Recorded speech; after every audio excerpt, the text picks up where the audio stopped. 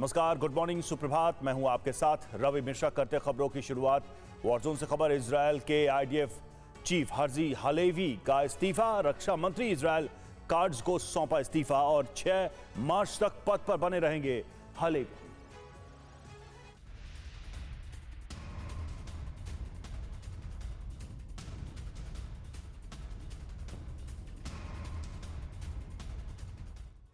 America में Trump काल की शुरुआत हो चुकी है, लेकिन रूस यूक्रेन युद्ध की रफ्तार किसी तरह से बदलती नजर नहीं आई। यूक्रेन ने रूस पर शपथ ग्रहण के दौरान भी ताबड़तोड़ हमले किए और जाहिर है कि रूस अब इसका बदला लेने के लिए और बड़े हमले करेगा। यानी अगले कुछ घंटे में यह संग्राम और तेज होने वाला है। यूक्रेन ने एक बार फिर रूसी तेल डिपो को निशाना बनाया है और 2 एयरक्राफ्ट प्लांट को टारगेट किया। इसलिए दावा किया जा रहा है कि फिलहाल युद्ध विराम पर पूर्ण विराम कायम रहेगा और यूक्रेन में और भी भीषण संग्राम छिड़ेगा।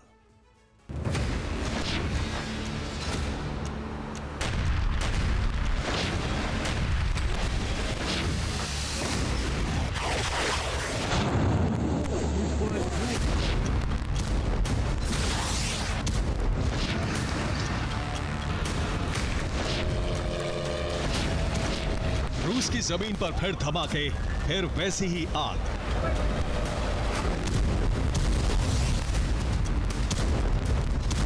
कई दिनों से जारी तबाही का सिलसिला सोमवार को भी जारी रहा।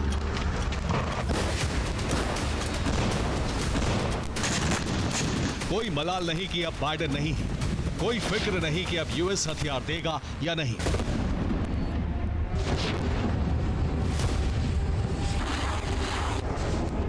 बदलाव ना तो यूक्रेनी फौज के हमलों की रफ्तार में है और ना ही उन हमलों के अंजाम में।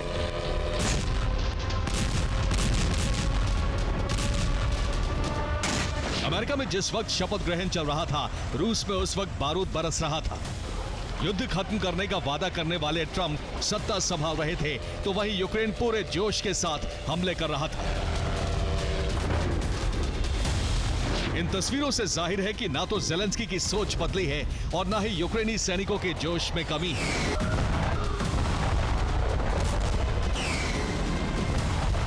यकीनन यूक्रेन के इस तेवर के पीछे कोई तो है।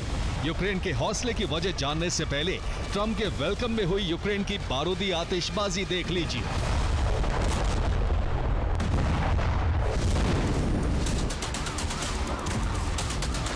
रूस के स्मोलेंस्क में यूक्रेन ने कीव के रिहायशी इलाके में हमले का बदला लिया।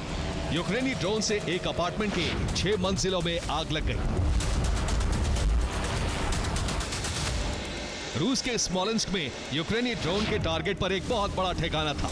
यूक्रेनी ड्रोन यहां एक एयरक्राफ्ट प्लांट पर गिरा।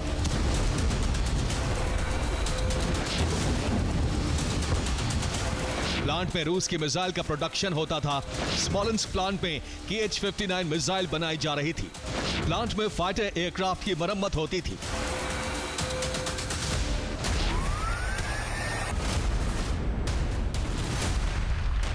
रूस के एयरक्राफ्ट प्लांट पर यूक्रेन का 2 दिनों में लगातार दूसरा हमला था।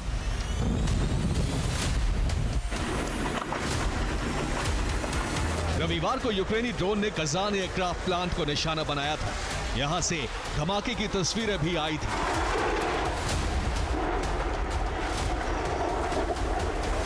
फैक्ट्री में रूस के बॉम्बर का प्रोडक्शन होता था। Tu-160 और Tu-22 एयरक्राफ्ट बनते थे। धमाके की वजह से प्लांट में आग लग गई।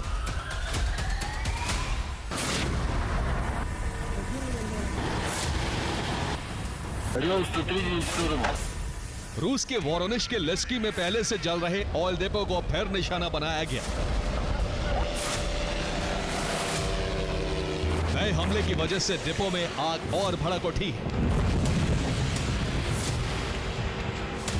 लेस्की की तस्वीरें एंगल्स की याद दिला रही है, जहां ड्रोन से 2 बार हमले किए गए और रूस के एयरक्राफ्ट में भरे जाने वाले तेल के स्टॉक को भस्म कर दिया गया।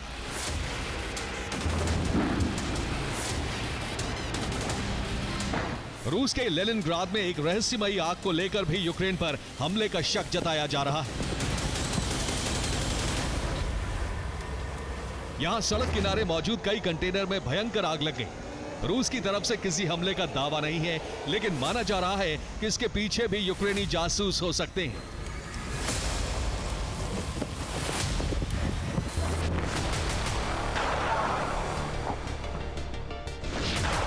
लेनिनग्राद की तरह ही सेंट पीटर्सबर्ग में एक चलती ट्रेन में अचानक आग लग गई। ट्रेन में हमले की तस्वीरें यूक्रेनी खुफिया एजेंसी ने जारी की हैं।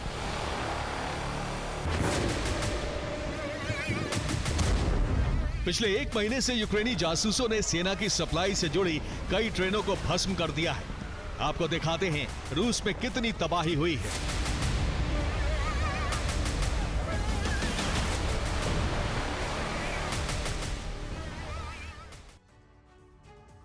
यूक्रेनी जासूसों का हथियार सप्लाई वाली ट्रेनों पर हमला जारी है। 18 जनवरी को सेंट पीटर्सबर्ग में एक स्टेशन में खड़ी ट्रेन में आग लग गई। आग से मालगाड़ी के सभी कोच नष्ट हो गए। मालगाड़ी का इंजन भी भस्म हो गया। ट्रेन में रूसी सेना के हथियार थे, वो भी जल गए। 28 दिसंबर को भी मॉस्को के पास रेलवे स्टेशन पर अचानक ब्लास्ट हुआ। मालगाड़ी के डिब्बों में आग लग गई। ट्रेन में सैन्य सप्लाई कर रखा सामान रखा हुआ था। हालांकि हमेशा की तरह रूस ने किसी तरह के हमले से इनकार कर दिया है। हमले का सिलसिला लगातार जारी है। जुलाई में भी मॉस्को में मालगाड़ी हादसे का शिकार हुई थी। लेनिनग्राद में भी ट्रैक से ट्रेन उतर गई थी और दोनों ट्रेनों से सेना को रसद की सप्लाई की जा रही थी। हथियार और तेल से लदे ट्रेन को भी निशाना बनाया गया। इससे पहले 13 दिसंबर को क्रास्नोदर में ही 3 रेल इंजन में अचानक आग लग गई थी। तीनों ट्रेन सेना की सप्लाई के काम में लगी थी। यह हमला क्रीमिया बॉर्डर के पास किया गया। हमलों का रहस्य रूसी एजेंसियां अब तक सुलझा नहीं पाई हैं। ज़ैपोरिज़िया में क्रीमिया से तेल लाने वाली रूसी ट्रेन पर भी हमला हुआ। पहले धमाके से रेलवे ट्रैक को उड़ाया गया, फिर रूसी ट्रेन पर हाइमार्च से हमला किया गया। इस हमले में इंजन और 40 तेल टैंकर भस्म हो गए। हमले के बाद क्रीमिया से रूसी सैनिकों को तेल सप्लाई बंद हो गई।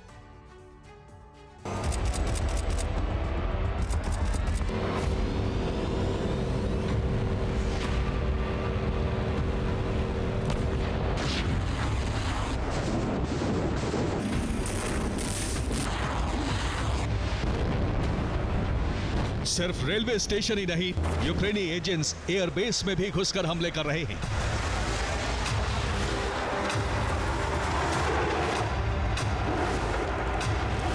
चौदह दिसंबर को क्रास्नोदर क्राई में एक सुखोई 30 फाइटर जेट को जला दिया गया था। रहस्यमयी आग और हमलों का सिलसिला लगातार जारी है।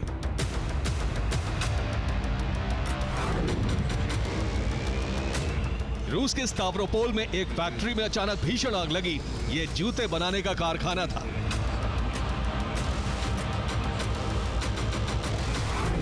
ब्रियांस्क और रोस्टोव में भी हमले। ब्रियांस्क में 18 ड्रोन गिराए गए। रोस्टोव में 12 ड्रोन गिराने से बड़ी तबाही टल गई। वॉरजोन से एक और तस्वीर आई है। रूसी बीटीआर वाहन से लगातार फायरिंग को देखकर लग रहा है कि रूसी सेना किसी ठिकाने पर हमला कर रही है।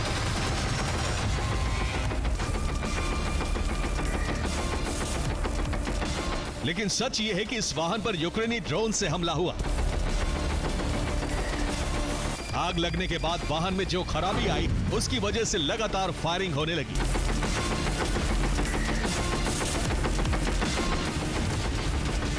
यूक्रेन के इस जोश के पीछे नेटो और ट्रंप के बीच बढ़ती दूरियों को माना जा रहा है।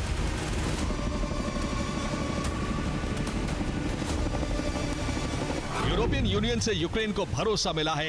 यूरोपियन यूनियन हथियारों की सप्लाई जारी रखेगा।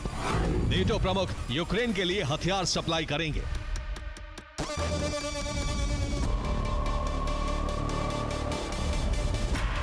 ट्रंप युद्ध और नेटो दोनों को लेकर अपने इरादे जाहिर कर चुके हैं। यही वजह है कि माना जा रहा है कि अब रूस यूक्रेन युद्ध की कमान खुद नेटो प्रमुख संभालेंगे।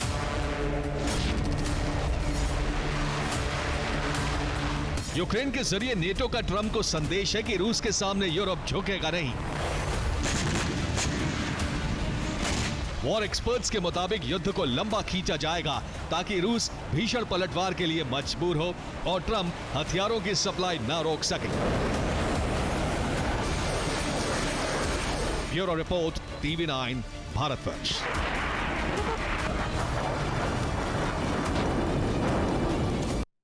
खबर तुर्की से। तुर्की के होटल में लगी भीषण आग लगने से 76 लोगों की मौत हो गई। कई घंटों से आग बुझाने का काम जारी है। बोलू माउंटेन पर मौजूद होटल में कई लोग फंसे। तुर्की में देखिए ये आग लगी है और सबसे जो दुखद बात है कि इस अग्निकांड में अभी तक 76 लोगों की जान जा चुकी है। हालांकि आग को नियंत्रित करने की कोशिश की जा रही है।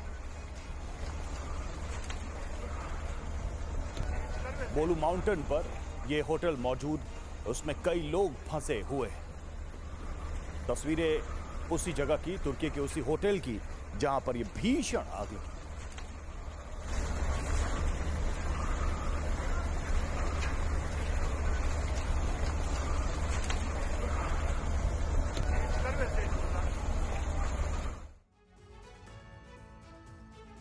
ट्रंप के राष्ट्रपति पद की शपथ लेते ही यूरोप के देशों की चिंता साफ नजर आने लगी।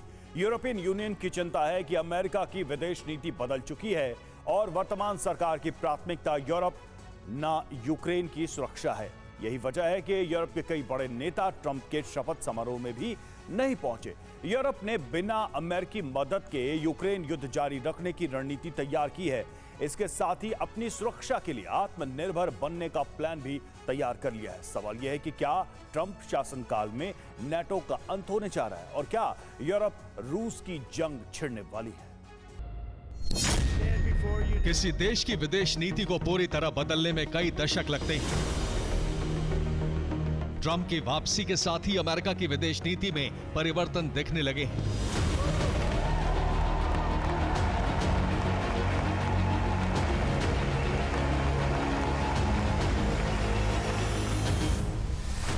Thank you very much, everybody. भले ही धरातल पर उतरते इसे कई साल लगे, या हो सकता है कि भविष्य में ट्रंप पुरानी विदेश नीति को ही अपना ले। Speaker Johnson. लेकिन परिवर्तनों का असर दुनिया के सबसे शक्तिशाली राष्ट्रपति के शपथ समारोह में ही नजर आने लगा, क्योंकि यूरोप के बड़े नेताओं को न्योता ही नहीं दिया गया। यूनाइटेड किंगडम के प्रधानमंत्री कीर स्टारमर को ट्रंप की शपथ का न्योता नहीं मिला। जर्मनी के चांसलर ओलाफ शोल्स को भी शपथ में नहीं बुलाया गया। फ्रांस के राष्ट्रपति इमैनुअल मैक्रों को भी चिट्ठी नहीं मिली। ईयू प्रमुख उर्सुला वॉन डेर लेयन भी मेहमानों की लिस्ट में नहीं थी। पोलैंड के राष्ट्रपति आंद्रेस डूडा भी नहीं नजर आए। नेटो प्रमुख मार्क रूटे को नहीं बुलाया गया। यूरोप के साथ अलगाव का कारण है ट्रंप की विदेश नीति, जो यूक्रेन और यूरोप की सुरक्षा के लिए उतनी प्रतिबद्धता नहीं दिखाती जितनी अमेरिका दिखाता रहा है।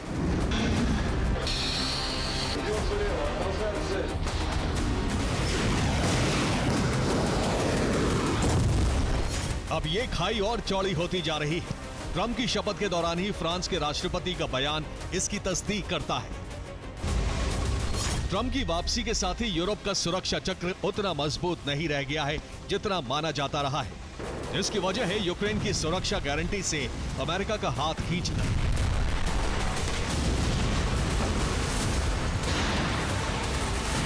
ट्रंप ने संकेत दे दिए हैं कि वो दूसरों की नहीं बल्कि मेक अमेरिका ग्रेट अगेन की जंग लड़ने आए हैं। ऐसी स्थिति में यूरोप के अस्तित्व पर खतरा गहराने की आशंकाएं तेज हो गई हैं। ट्रंप लंबे समय से नेटो की भूमिका पर सवाल उठाते रहे हैं, जो द्वितीय विश्व युद्ध के बाद से यूरोप में सुरक्षा गारंटी का कार्ड बन चुका है।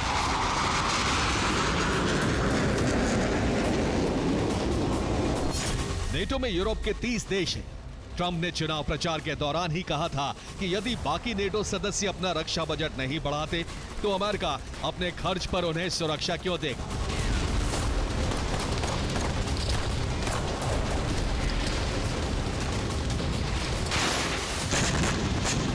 ट्रंप ने शर्त रखी थी कि हर नेटो देश को जीडीपी का 2% रक्षा बजट पर खर्च करना होगा, लेकिन अभी 3.6% के साथ अमेरिका, 2.2% के साथ ग्रीस, 2.14% के साथ एस्टोनिया, 2.10% के साथ यूनाइटेड किंगडम और 2% के साथ पोलैंड ही इस शर्त को पूरा कर रहे हैं। फ्रांस 1.8% और जर्मनी 1.2% खर्च करते हैं और बाकी 25 देश 1% से भी कम नेटो डिफेंस बजट पर खर्च कर रहे हैं। ट्रंप की वापसी के साथ ही यूरोपीय देशों को डर है कि अमेरिकी सैन्य बेड़े का रक्षा कवच भी उनके सिर से छिन सकता है। जिस तैयारी के संकेत मैक्रो दे रहे हैं वो नेटो के ईस्टर्न फ्लैंक पर नजर आने लगी है, क्योंकि रूसी सीमा से सटा यही सबसे संवेदनशील क्षेत्र है जिसे नेटो चीफ और पूरा यूरोप खतरा मानता है।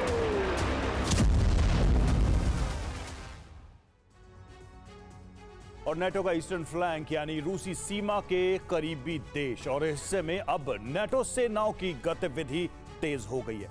लातविया में नेटो ने फॉरवर्ड लैंड फोर्सेस की बड़ी तैनाती शुरू कर दी है। 20 जनवरी को ही लातविया में स्वीडन के 500 सैनिक तैनात किए गए। लातविया सहित ईस्टर्न फ्लैंक पर रूस के खिलाफ मल्टीनेशनल ब्रिगेड बनाई जा रही है। इसी के तहत बाल्टिक सागर में स्वीडिश और लातवियन नेवी को भी तैनात किया गया है। ये बाल्टिक सागर में रक्षात्मक तैनाती है और भविष्य में बाकी यूरोपीय देश भी इस मल्टीनेशनल ब्रिगेड से जुड़ने वाले हैं। ईस्टर्न फ्लैंक के नेटो सदस्य देश पोलैंड में भी अब्राम टैंक्स की पहली खेप पहुंच चुकी है और पोलैंड में 2022 में यूएस ने 250 अब्राम टैंक्स का सौदा किया था। 19 जनवरी को अमेरिका से टैंक की पहली खेप डिलीवर हो चुकी है और 21 जनवरी से ही पोलैंड ने यूक्रेन सीमा पर टैंकों की तैनाती शुरू कर दी।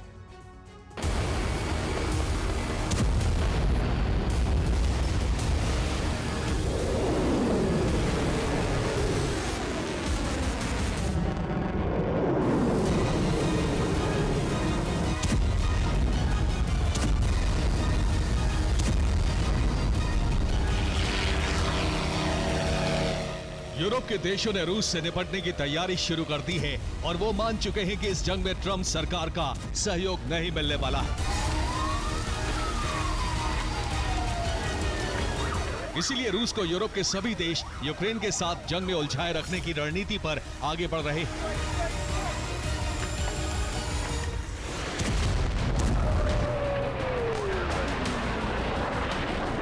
यूरोप के देशों से काम भर की हथियार आपूर्ति यूक्रेन को जारी रहने वाली है और इस बात को रूस बखूबी समझता है कि इन हथियारों के दम पर यूक्रेन उसको ज्यादा चोट नहीं पहुंचा सकता।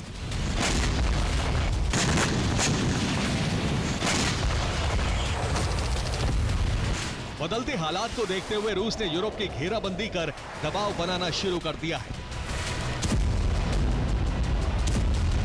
ताकि यूरोपीय देशों से मिलने वाली मदद का अंतिम द्वार भी बंद किया जा सके।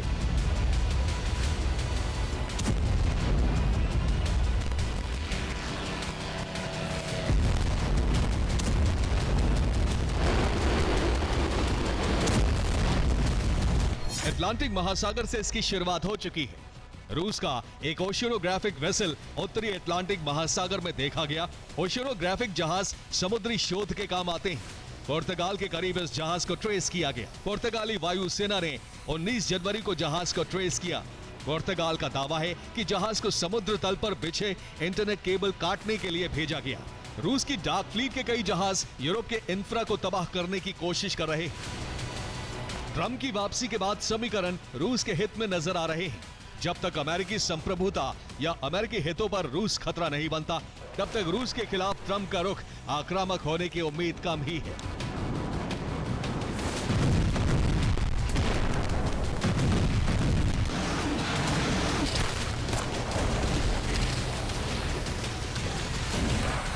अब यूरोपीय देशों की आत्मरक्षा का सवाल बड़ा है। नेटो देशों के लिए पहले केवल रूस खतरा था, अब ट्रंप भी खतरे की तरह नजर आने लगे हैं। ऐसे में सवाल यह है कि क्या नेटो का अस्तित्व बच पाएगा या सोवियत संघ की तरह वो भी खंड खंड हो जाएगा। Bureau report, TV9 Bharatvarsh.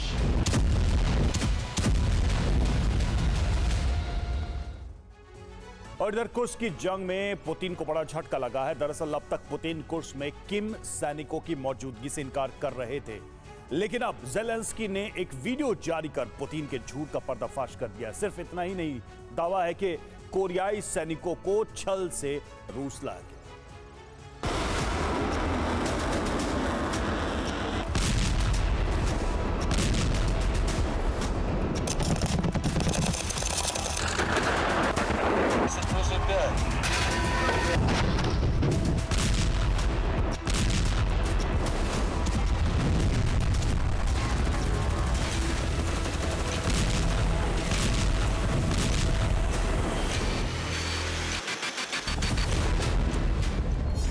Donald Trump अमेरिकी राष्ट्रपति के तौर पर शपथ ले चुके हैं, लेकिन अभी तक रूसी सेना यूक्रेन को कुर्स्क की जमीन से खदेड़ नहीं सकी।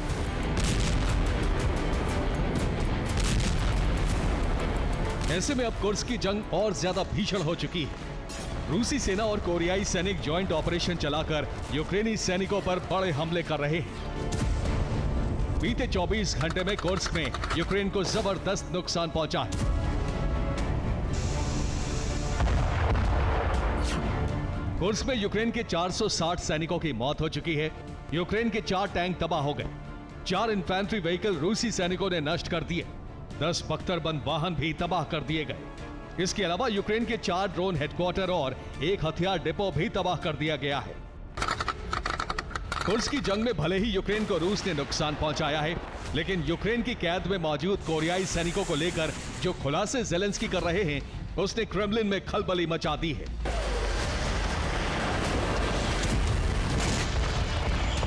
ज़ेलेंस्की ने यूक्रेन की कैद में मौजूद कोरियाई सैनिक का एक और वीडियो जारी किया है। इस वीडियो में किम का सैनिक कई खुलासे करता नजर आ रहा है। पूछताछ के दौरान कोरियाई सैनिक साफ साफ कहते सुना जा सकता है कि उसे रूस लड़ने भेजा जा रहा है। इसकी कोई जानकारी नहीं दी गई थी। सिर्फ इतना ही नहीं, कोरियाई सैनिक ने यह भी खुलासा किया कि उसे उत्तर कोरिया से रूस किसी मिलिट्री युद्धपोत में नहीं, बल्कि छिपाकर कार्गो शिप के जरिए लाया गया था। दरअसल किम जोंग और रूसी राष्ट्रपति लगातार इस बात से इनकार करते आए हैं कि कुर्स्क में उत्तर कोरिया के सैनिक जंग लड़ रहे हैं, लेकिन इस खुलासे ने इस झूठ का पर्दाफाश कर दिया है।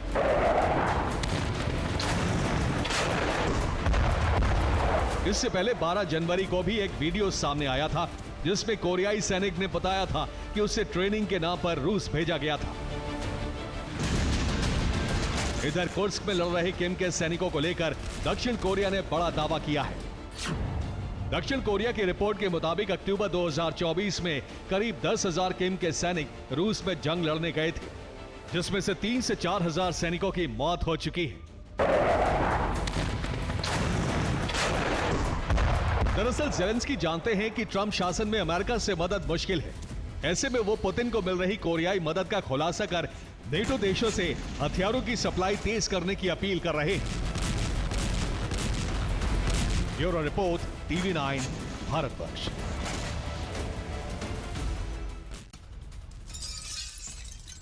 कुर्स्क में यूक्रेनी पोस्ट पर विध्वंसक हमला, बड़ी संख्या में यूक्रेनी सैनिकों के मारे जाने का दावा। कुर्स्क में यूक्रेनी हथियार स्टोरेज भी तबाह।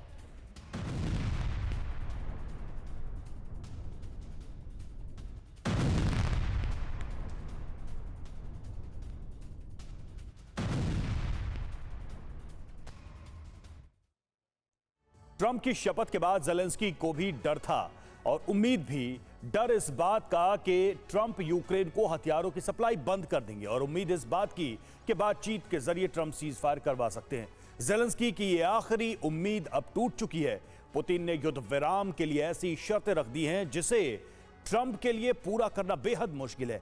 ऐसे में इसे पुतिन का सीज फायर की संभावनाओं से इनकार माना जा रहा है। अब दावा है कि पुतिन बहुत जल्द पूरे पूर्वी यूक्रेन पर कब्जा की जंग शुरू कर सकते हैं। अमेरिका की 47वें राष्ट्रपति की शपथ लेने के बाद डोनाल्ड ट्रंप एक के बाद एक फाइलों पर हस्ताक्षर कर रहे थे। इसी दौरान एक सवाल के जवाब में ट्रंप ने साफ साफ कहा कि अगर वो राष्ट्रपति होते तो रूस यूक्रेन की जंग कभी शुरू नहीं होती।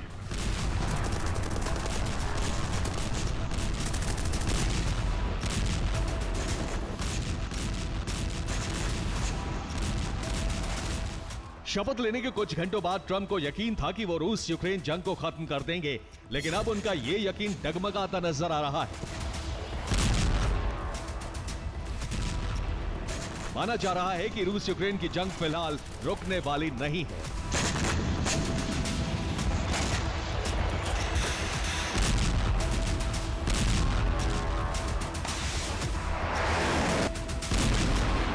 दरअसल शपथ के बाद जिस ट्रंप पुतिन की वार्ता की चर्चा हो रही थी, फिलहाल वो डिरेल होती नजर आ रही है, जिसकी वजह है बीते 24 घंटे में आया पुतिन का बयान, जो शायद डोनाल्ड ट्रंप को बिल्कुल पसंद नहीं आया होगा।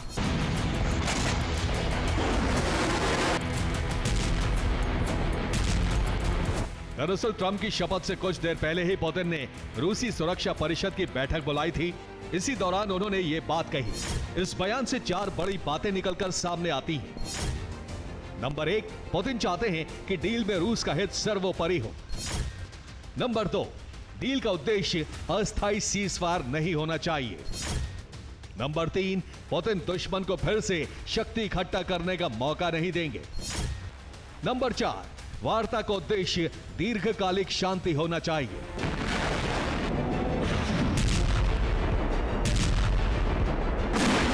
पुतिन का मानना है कि बातचीत की पेशकश सिर्फ यूक्रेन को फिर से तैयार करने की मोहलत देना है।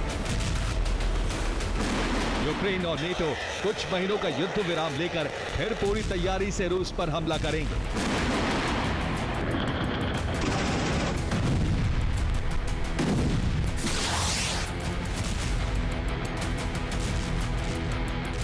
पुतिन ने साफ कर दिया है कि वार्ता के लिए जो मसौदा तैयार होगा उसमें पुतिन की बातों का ध्यान रखा जाना जरूरी है। बिना पुख्ता प्रस्ताव के रूस यूक्रेन की जंग में सीजफायर का सवाल ही नहीं उठता।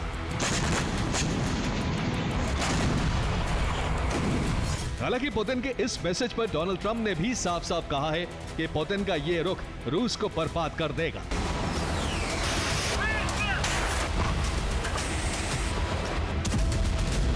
बीते 24 घंटे में जिस तरह के बयान ट्रंप और पुतिन की तरफ से सामने आए हैं, उससे ज़ेलेंस्की की आखिरी उम्मीद टूटती नजर आ रही है।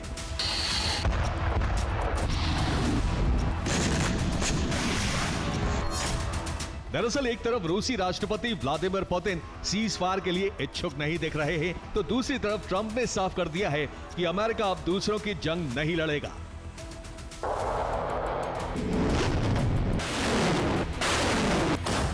यानी एक तरफ हथियारों की मदद बंद होने वाली है, वहीं सीजफायर की उम्मीद भी खत्म हो रही है। ऐसे में ज़ेलेंस्की को डर है कि पुतिन सेना यूक्रेन की भूमि पर कब्जे की जंग और तेज करेगी, जिसका ट्रेलर 6 नवंबर को ट्रंप की जीत के बाद ही दिखने लगा था।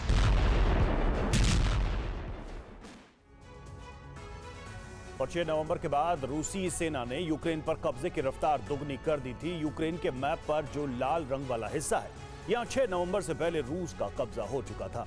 इस वर्ग किलोमीटर प्रतिदिन के हिसाब से आगे बढ़ रही है, जो जंग शुरू होने के बाद सबसे ज्यादा।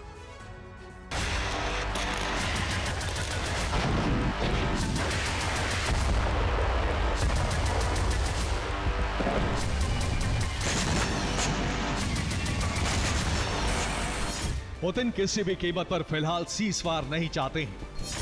उनका एजेंडा यूक्रेन के अधिकतम भूभाग पर रूसी झंडा लहराना है, जो आने वाले वक्त में पुतिन सेना के लिए बेहद आसान होने वाला है।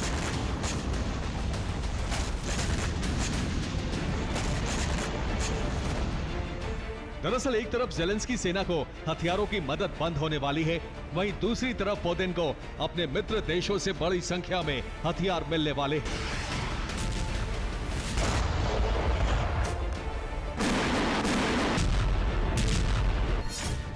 उत्तर कोरिया रूस को KN-25 मिसाइलों का जखीरा देने जा रहा है। इसके अलावा होवित्जर तोपें भी उत्तर कोरिया से रूस भेजी जाएंगी। ईरान से रूस को शाहिद ड्रोन मिलने वाले हैं। इसके अलावा फतेह 360 मिसाइलें भी रूस पहुंच सकती हैं।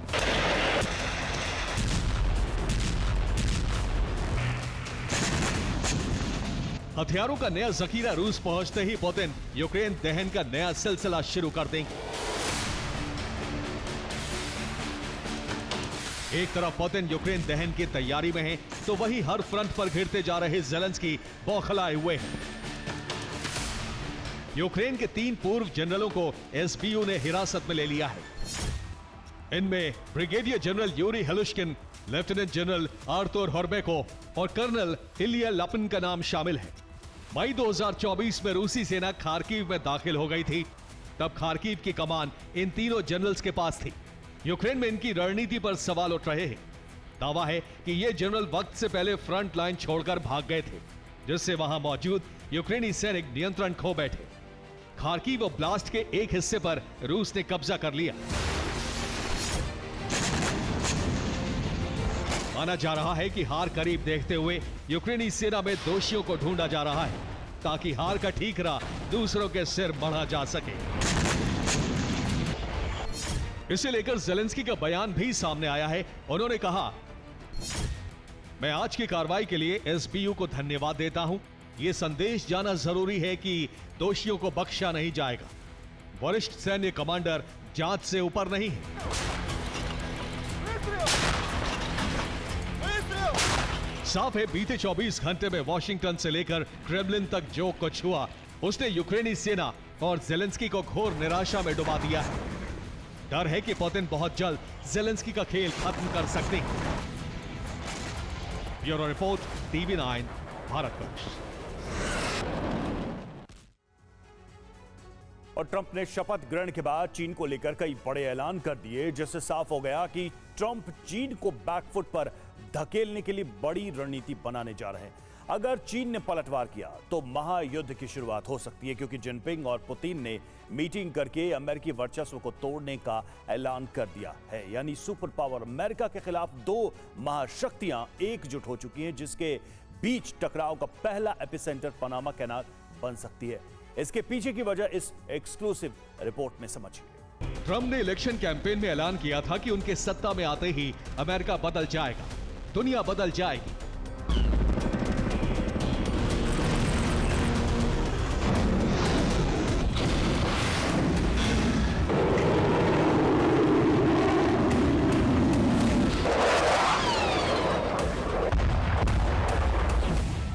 ट्रंप के फैसलों से उनकी कही बात सही साबित होती दिख रही है।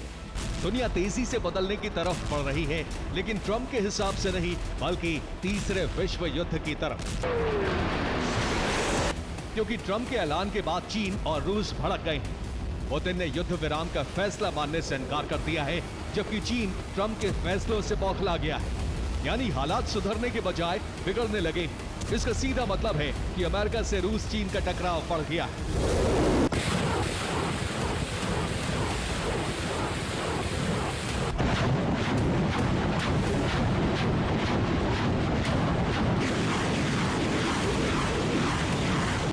जबकि जिनपिंग और पुतिन ने डोनाल्ड ट्रंप को राष्ट्रपति बनने पर बधाई भी दी थी, लेकिन यह सिर्फ औपचारिकता थी, जबकि पर्दे के पीछे तो दुश्मनी का दूसरा चैप्टर शुरू हो चुका है।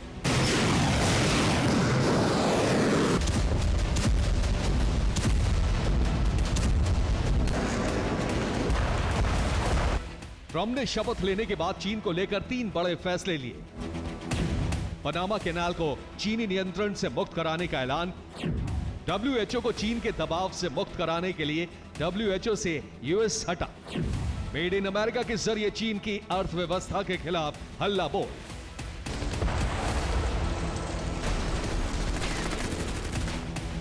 ट्रंप कह भी चुके हैं कि उनके लिए अमेरिका सर्वप्रथम है और उनका हर फैसला अमेरिका को फिर से महान बनाने के लिए है। अब इस रास्ते के बीच में जो भी आएगा उसे अमेरिका तबाह कर देगा, फिर वो चाहे रूस हो या चीन।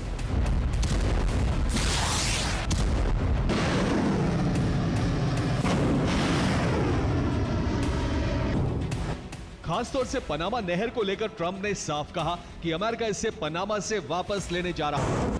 पनामा कैनाल को वापस लेने का ऐलान ट्रंप अपने कैंपेन में करते रहे हैं, क्योंकि व्यापारिक और कूटनीतिक रूप से पनामा अमेरिका के लिए काफी अहम है।